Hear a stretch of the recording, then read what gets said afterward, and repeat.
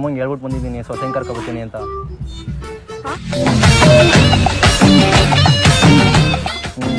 ನಾನೇಕೆ ಸೊಸೆ ಆಗ್ತೀನಿ ಅಮ್ಮಂಗೆ? ನಮ್ಮ ಅಮ್ಮನ ಸೊಸೆ ನೀವೇ ಆಗಬೇಕು ಅಂತ ನಾನು ಅವಾಗಲೇ ಫುಲ್ ಇಮ್ಯಾಜಿನೇಷನ್ ಮಾಡ್ಬಿಟ್ಟಿದ್ದೀನಿ.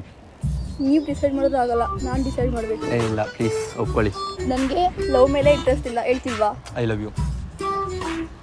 ಇಂಟ್ರೆಸ್ಟ್ ಇಲ್ಲ. ನಮ್ಮ ಅಮ್ಮಂಗೆ ನಾನು ಹೇಳ್ಬಿಟ್ಟು ಬಂದ್ಬಿಟ್ಟಿದ್ದೀನಿ ಏನಂತ?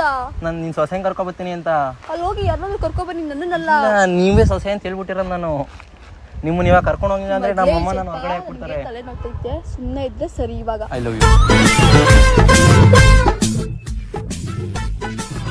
ಎಂತರಿ ನಿಂತು ಸುಮ್ಮನೆ ಹೋಗ್ರಿ. ನಂಗೆ ಮೊದಲೇ ತಲೆನ ಗೊತ್ತಿತ್ತು, ನನ್ನ ತಲೆ ತಿನ್ಬೇಡಿ, ಒಡ್ಸ್ಕೊಬಿಡ್ತೀರಾ ಇವಾಗ ಅಷ್ಟೇ. ಪರವಾಗಿಲ್ಲ, ಹೊಡೆದ್ಬಿಡಿ.